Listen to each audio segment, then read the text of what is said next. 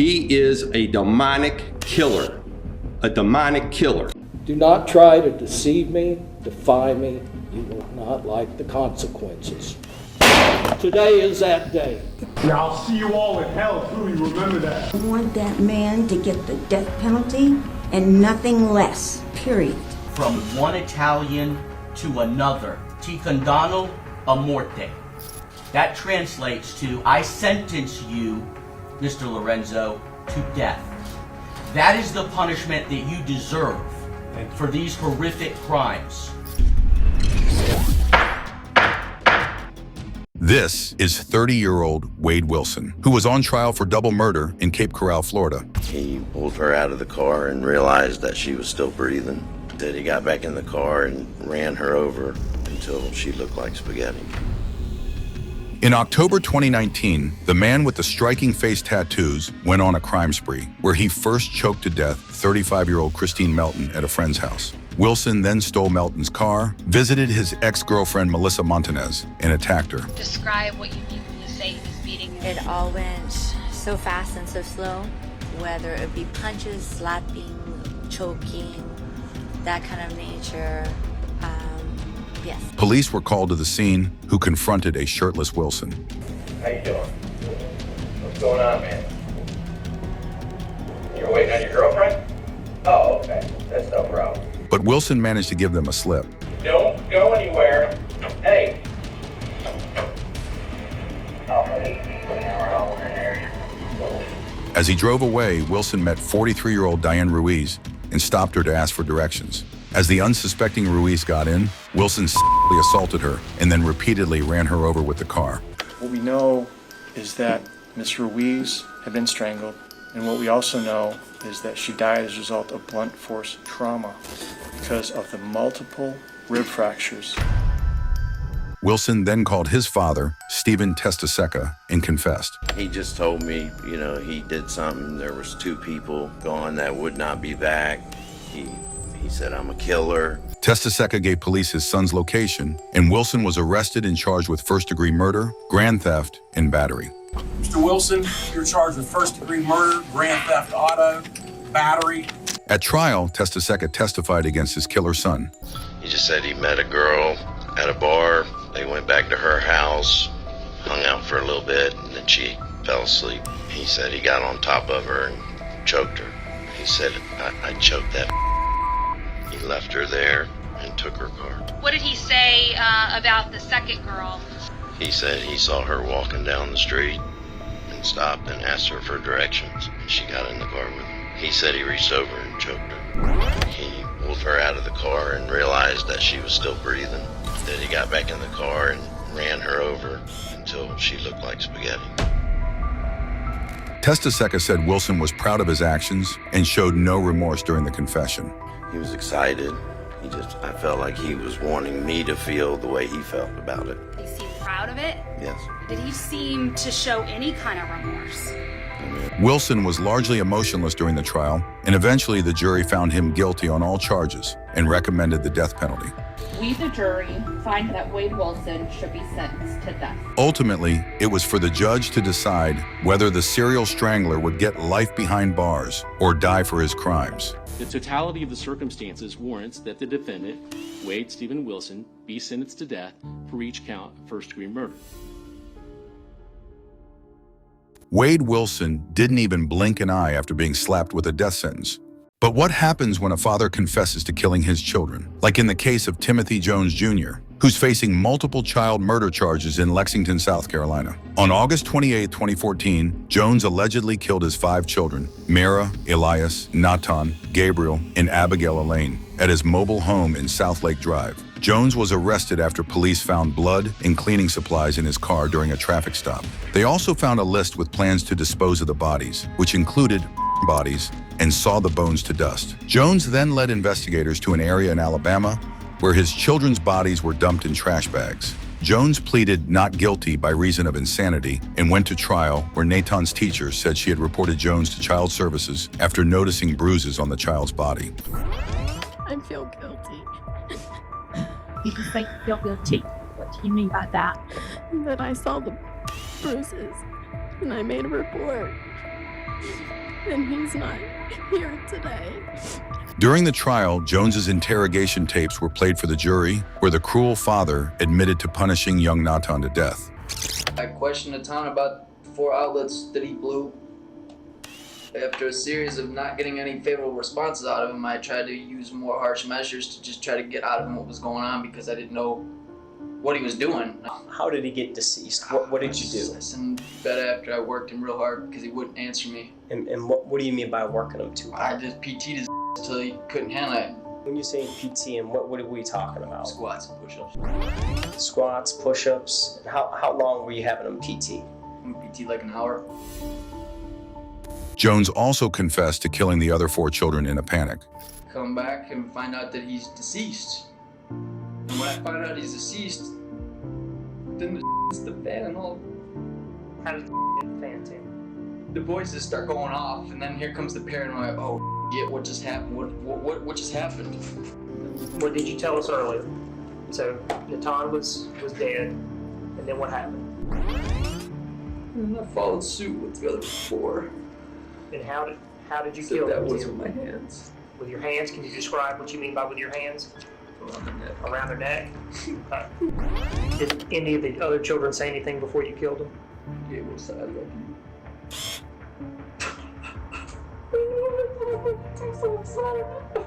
After hearing the confession, Amber Kaiser, Jones's ex-wife, and the mother of the 5 children, had a meltdown when she took the stand.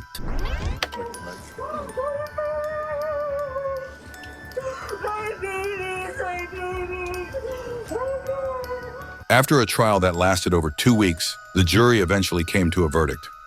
Guilty.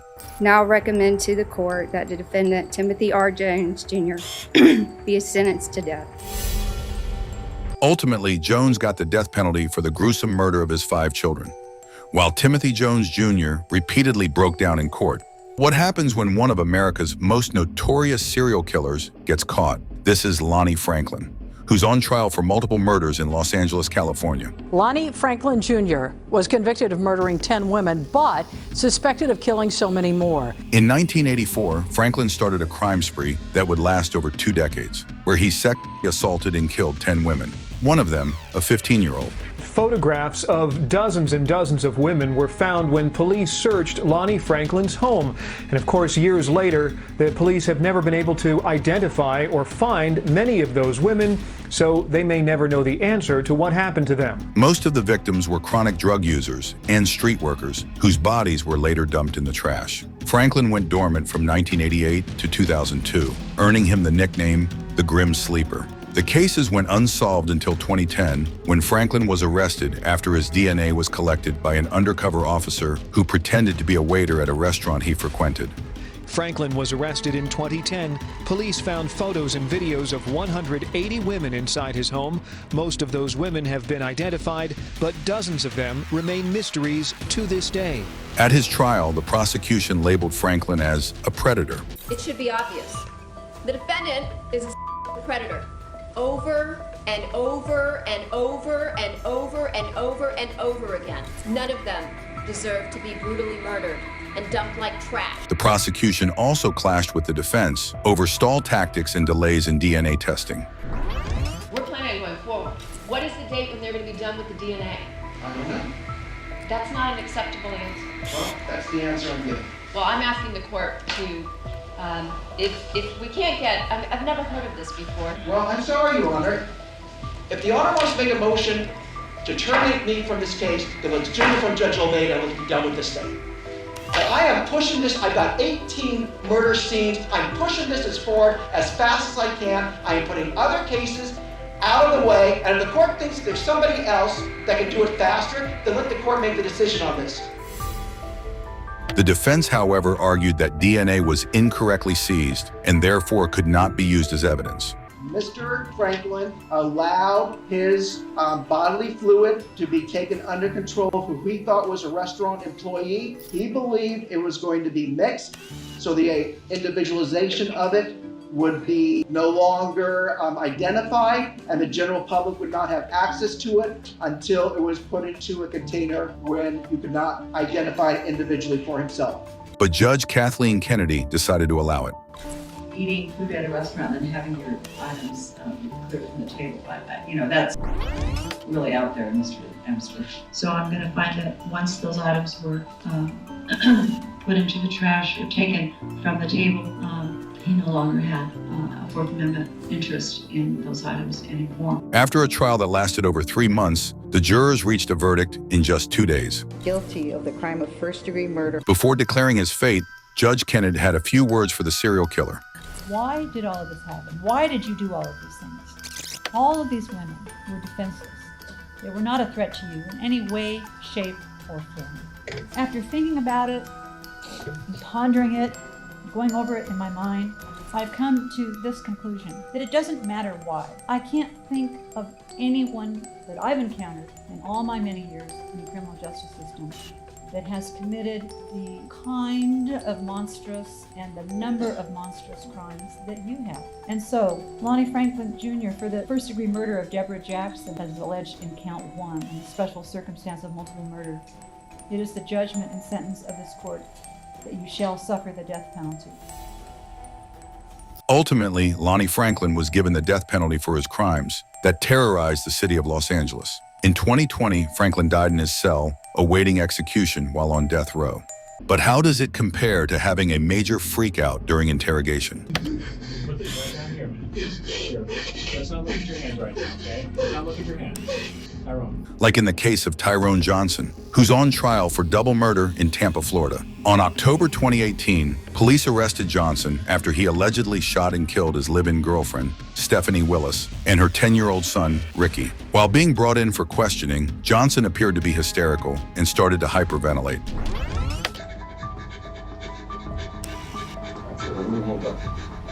Right in front.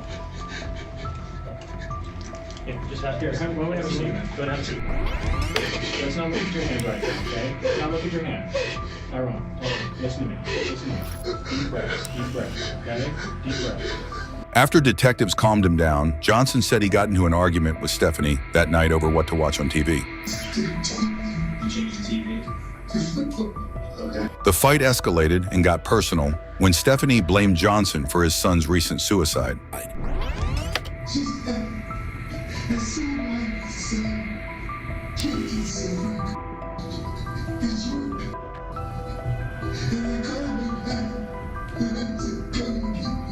Johnson claimed he felt under attack and started to shoot uncontrollably, first killing Stephanie and then turning the gun towards Ricky when he came to his mother's rescue. Did you say you hurt my mom? Is that what you said?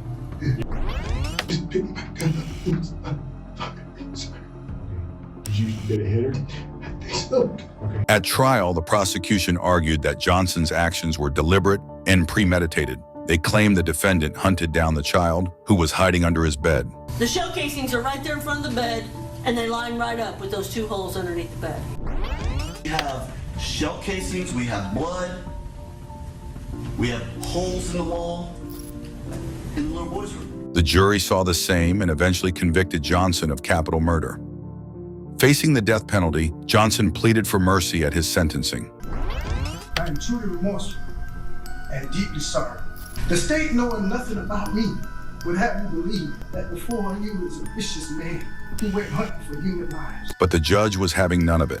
Suffice it to say that a precious child is dead. This murder was heinous, atrocious, and cruel. For those acts, I sentence you to death. Ultimately, Johnson was sentenced to death. He now lives on Florida's death row. While Tyrone Johnson's acting skills couldn't convince the jury, what happens when a murderer begs for the death penalty? I have no issue with the state. I want the death penalty. Like in the case of Stephen Lorenzo, who's on a double murder trial in Tampa, Florida. Stephen Lorenzo says he is guilty of killing 2 men 2 decades ago and now wants the ultimate punishment. In December of 2003, Lorenzo and his accomplice, Scott Schweikert, lured Jason Galehouse and Michael Wachholz, both 26, to Lorenzo's house, where they were tortured, assaulted, and choked to death. Galehouse's body was dismembered, put in garbage bags, and trashed in dumpsters throughout Tampa. His remains were never recovered. And get into his vehicle and start driving around the city looking for dumpsters. The first place he stops is a little white church, like a little schoolhouse.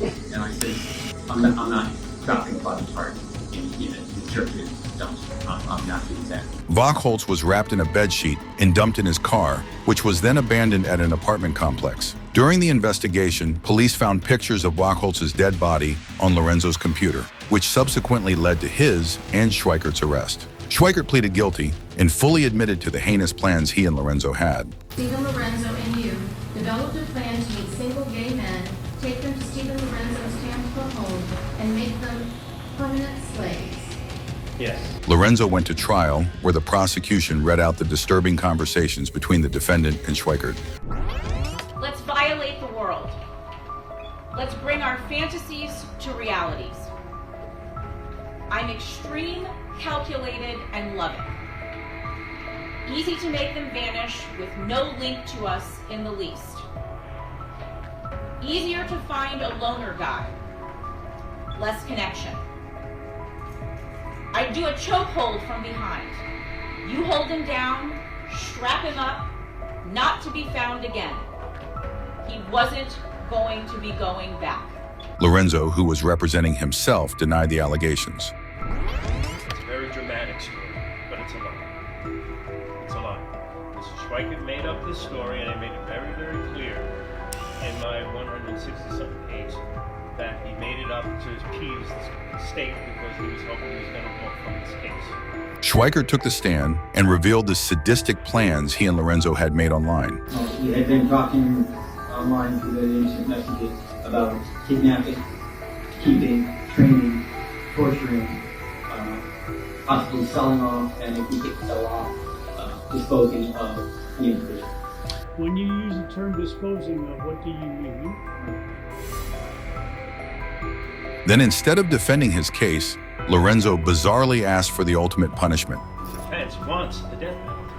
The defense is saying, yes, give me the death penalty. That is absolutely great. That's exactly what I want. His sudden change of heart continued as Lorenzo pleaded guilty. Mr. Lorenzo's plea of guilty to 2 counts of first-degree murder is entered into freely and voluntarily.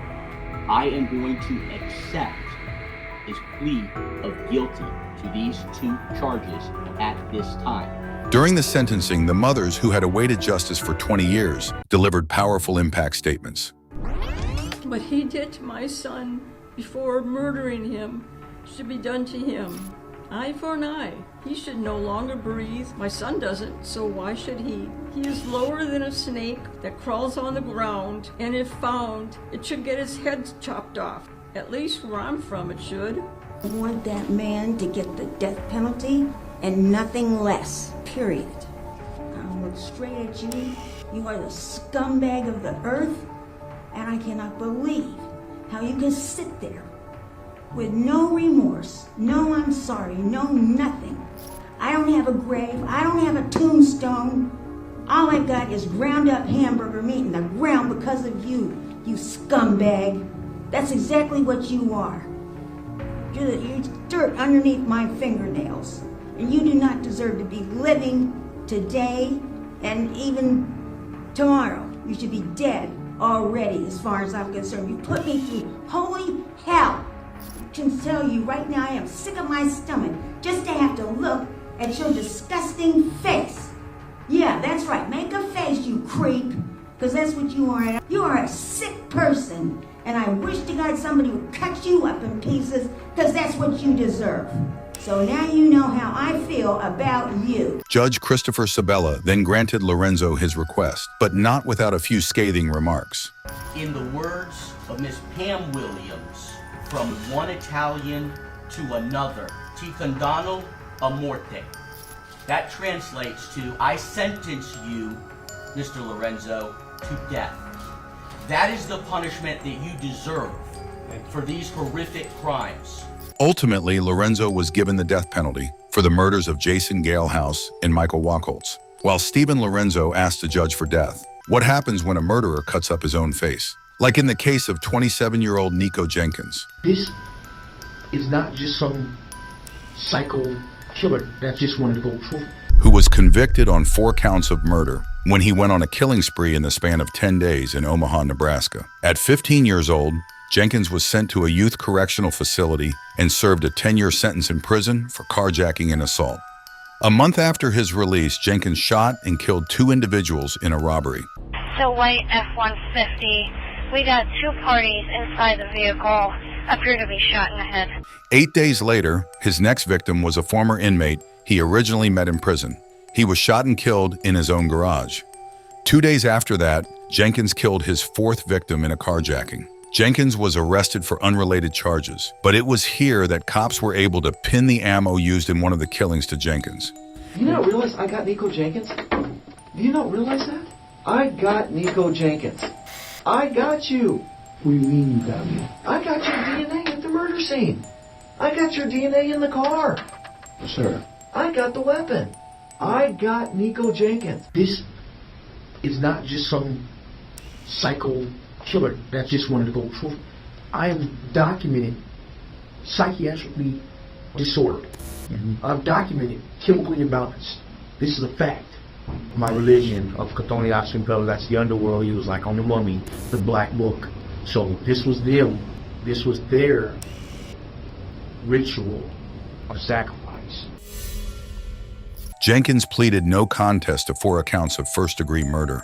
He also waived his right to a jury trial, meaning a 3-judge panel will decide if he is innocent or guilty. Each one of these murders was a deliberate and planned act. The victims were pre-selected and the murders were purposeful. After Jenkins is found guilty of all 4 murders, he sits still with a little movement. And now comes his sentence. Therefore, this panel finds that the death penalty is appropriate, should be, and is hereby given for each of the 4 murders by the defendant. As Jenkins is sentenced to death, he seems to be completely unfazed. He is currently incarcerated at the Nebraska State Penitentiary, awaiting his death sentence. While Nico Jenkins currently lives on Nebraska's death row. But how does it compare to clocking your attorney in the face, like in the case of Joseph Zeer, a double murder suspect in Cape Coral, Florida? Back in May 1990, 11-year-old Robin Cornell and her babysitter Lisa Story were found sexually assaulted and murdered at their home. The gruesome scene was discovered by Robin's mom, Jan Cornell, who called 911. 911, please send someone to my house. Someone talk to my house. I think my daughter's dead. Oh my God, please. And please just contact me. Oh my God. The case went cold for over 2 decades until Zeer was arrested in 2016 for shooting and injuring his son. His DNA was collected and entered into the database, which matched the DNA evidence from the 1990 crime scene. Now, Joseph Zeer was actually arrested for another crime, and that's how detectives were able to get his fingerprints and DNA samples. His sample was put into a database called CODIS, and that database also stores unknown DNA samples, including those from the Cornell Story case. Now, when the system ran, that's when detectives got a hit linking Zeer to this 26-year-old murder case. Zeer was further arrested and charged with capital murder. In court, prosecutors sought the death penalty. The kind of factors which makes what the defendant did to Robin Cornell and Lisa Story so grave, so serious, that death is the appropriate recommendation, that death is the appropriate sentence. Zeer then took the stands. He initially denied knowing both the victims and Jan. Do you know Jan Cornell? No, I don't know Jan Cornell. Do you know Lisa Story? No. Do you know Robin Cornell?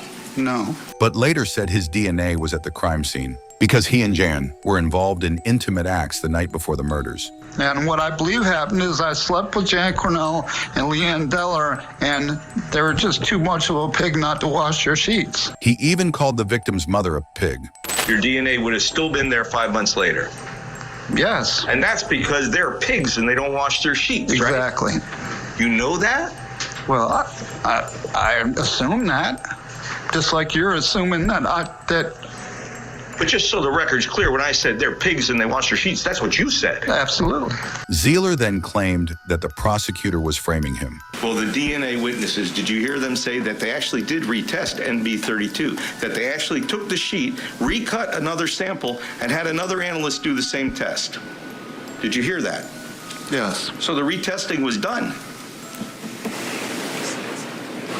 I believe FDLE is siding with the prosecution. Of course they're going to say that. Eventually, the jury found Zeer guilty of first-degree murder.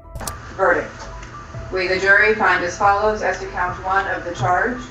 The defendant is guilty of first-degree murder of Robin Cornell. We, the jury, find as follows as to count 2 of the charge. The defendant is guilty of first-degree murder of Lisa Story. But what Zeer did next left the whole courtroom stunned. At his sentencing, Zeer appeared in handcuffs.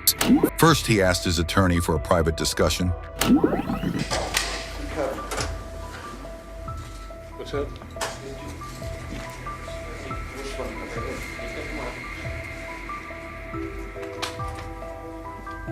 As the attorney leaned in, Zeer threw a cheap shot with his elbow. Thankfully, the detectives quickly subdued him.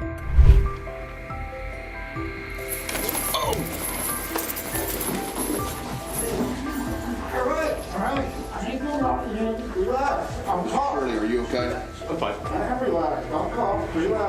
Meanwhile, the lawyer saw the funny side of the incident. I used to box. I've taken a lot better shots than that. I had no idea he was going to do something like that. Obviously, he's been planning on that, but as he was going down, he said he was sorry he missed. Oh, he's been cooperative throughout the entire case. It's just, I mean, we've provided him with discovery. We've gone to see him and talked to him. After the dust settled, it was time for Zeer to learn his fate. The court's review of other capital cases has led the court to conclude that the death penalty would be a proportionate sentence in this case. Therefore, the court concludes that under the laws of the state of Florida, the defendant has forfeited his right to live. He was sentenced to the death penalty. Accordingly, it is ordered and adjudged that the defendant, Joseph Adam Zeer, is hereby sentenced to death for the murder of Robin Cornell and the murder of Lisa Story. While Joseph Zeer's attack on his defense seemed premeditated, what happens when a man kills a couple and their dog? He is a demonic killer. A demonic killer. Like in the case of 30-year-old Joseph McAlpin, who's on trial for double murder in Cleveland, Ohio. On the night of April 14, 2017, McAlpin and 2 others arrived at Mr. Carr's with the intent to rob the dealership. McAlpin then shot and killed the owners, Michael Kuznick and Trina Tomola, along with their family dog, Axel. Their bodies were found by the couple's 19-year-old son, who called 911. Just a few weeks earlier, Tomola gave an interview concerning a break-in at the dealership that eerily foreshadowed her fate. We have a huge problem in this city. A huge problem. Everybody on the street will tell you the same thing. All the business owners will tell you that they just don't bother anymore because it almost feels pointless. But will you call police? Probably not. What would be the point? Unless someone's shooting at me, then I would, maybe that. Police found McAlpin's DNA at the crime scene and charged him with aggravated murder, burglary, and cruelty to animals. McAlpin pleaded not guilty and represented himself at trial, where his co-defendant, Andrew Keener, who had already pleaded guilty, confronted him. If you was mad enough to go in there and rob and kill that family, why are you not mad enough to tell everybody in this courtroom what you did? The deceased couple's son also testified, describing the horrific scene McAlpin had left behind. Something was wrong. Something was very wrong. The door was propped open for the showroom, and when I looked in, I noticed that pictures were crooked, chairs were on their sides, the candy machine was fallen over and broken. And as I was observing the room, I looked behind the desk and I saw a body of what believed to be my mom laying there behind the desk. The trial lasted over 3 weeks, and after 2 days of deliberation, the jurors reached a unanimous verdict. We therefore unanimously find that the sentence of death should be imposed on defendant Joseph McAlpin. Facing the death penalty, McAlpin maintained his innocence at sentencing. I'm not standing up here to say, hey, you found me guilty. I didn't mean to do it, please. I still stand firm on my innocence. I'm not here to beg for my life. I'm not here to minimize anything that have taken place. He even showed emotion and broke down when a family member took the stand. He had a hard life growing up. He seen a lot of things he shouldn't have seen as a child. However, the prosecution was having none of it. He is a demonic killer. A demonic killer. It's one thing to rob somebody, but it's another thing to do what he did. Him and his cohorts. What they are predators.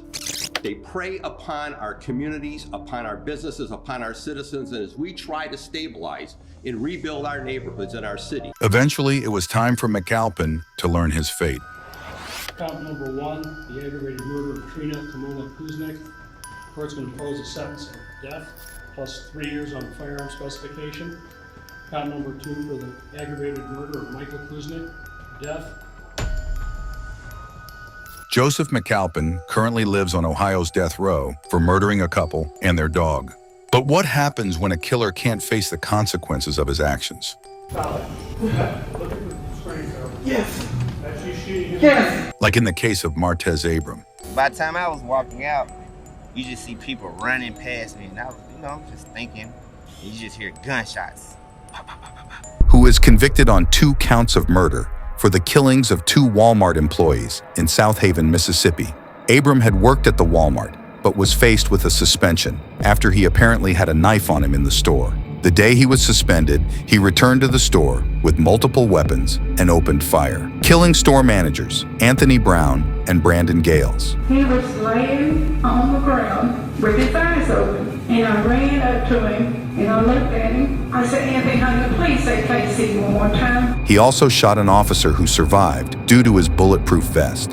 Once I got out of my vehicle, I heard gunshots and I felt the pressure of the bullet hit my back. He was arrested on site.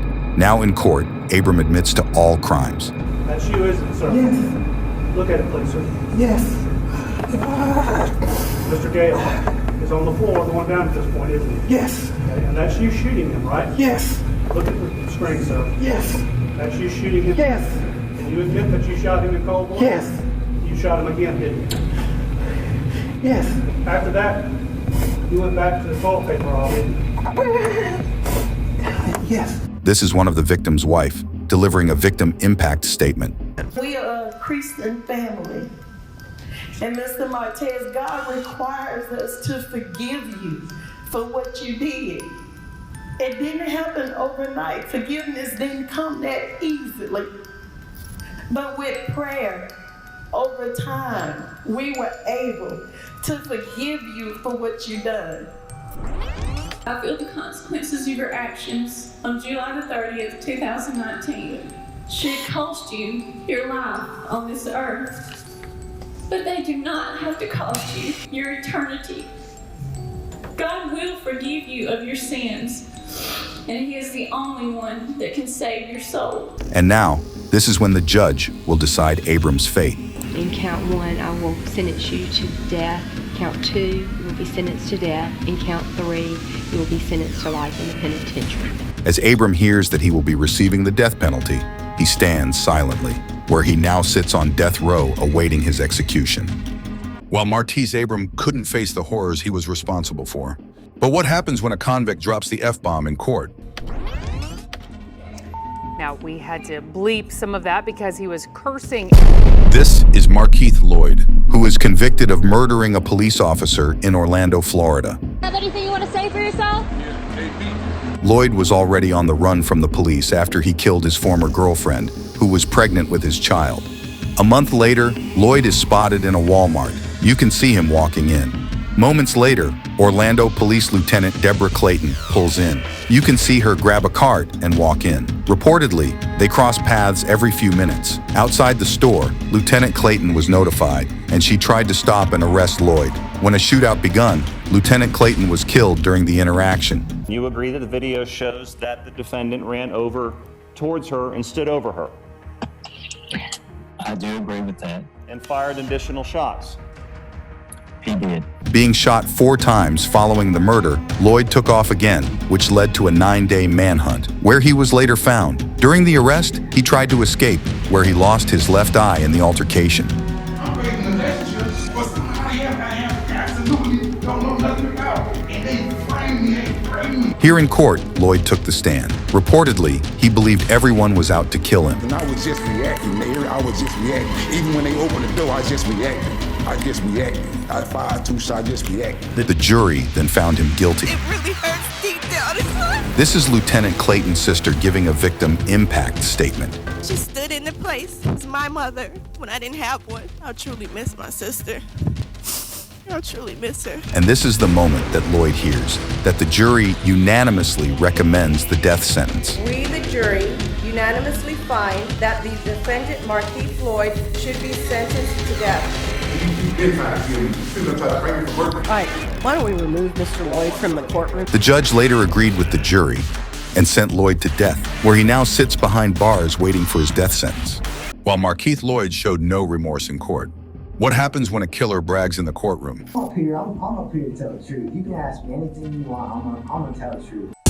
This is Michael Brady, who attempted a prison escape that resulted in the death of 4 prison workers at Pasco Tank Correctional Institution in North Carolina. I stabbed him like 4 to 8 times. I hit Jeffrey Howe until he stopped moving. I don't know how many times I hit him with a hammer. Brady was facing 24 years in prison for an attempted murder conviction after he shot at a North Carolina state trooper. And 4 years into his sentence, Brady and 3 other inmates brutally murdered 4 prison workers with hammers and scissors. That man, Michael Brady, beat that man, George Midget, like he was trying to bust concrete. Brady then tried to hop a fence, but then was captured at gunpoint.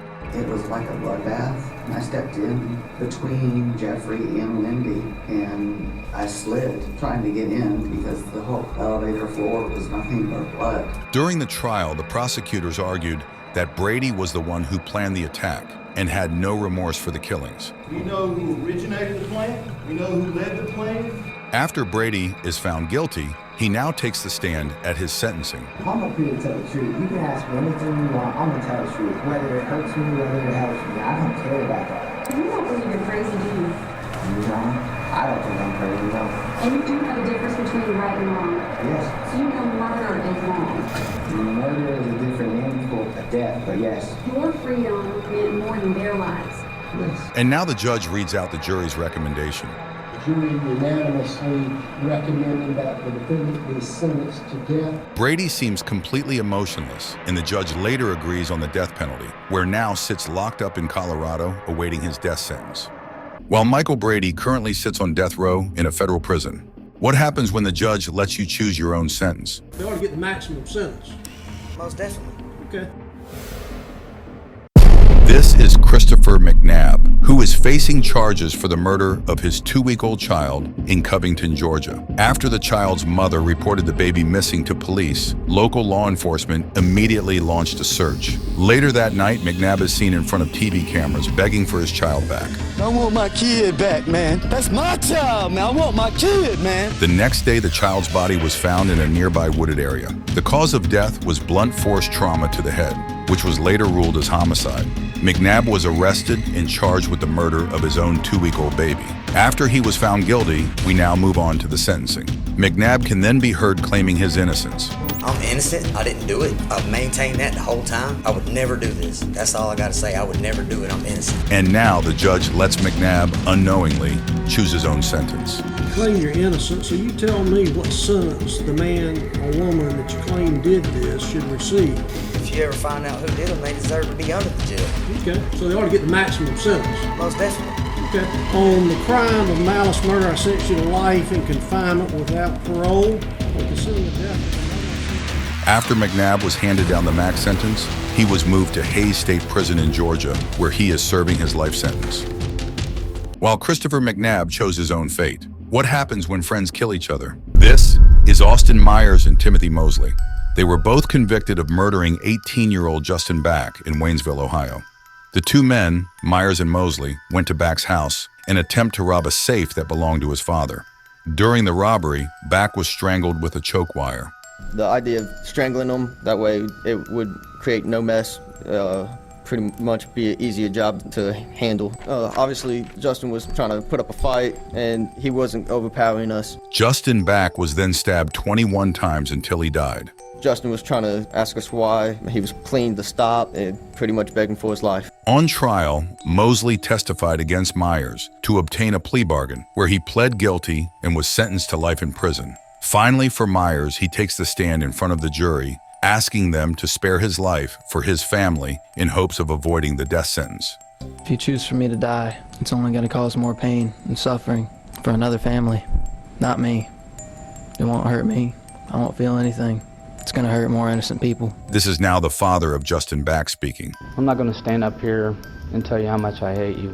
That is without question. I would just hope that every time you close your eyes at night, you see my son, Justin. After the jury recommended the death sentence, this is Myers' last chance to plead for his life in front of the judge. I think there's a lot of good things I can do with my life if you allow me to keep my life.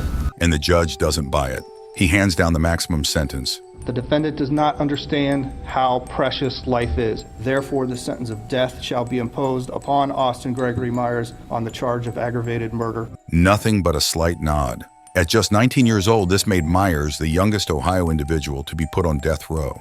He is currently awaiting his execution at Chillicothe Correctional Institution. There were so many lives destroyed by this, and it was just for nothing. I mean, there was no money in the safe. There was nothing in there. They did this for basically nothing.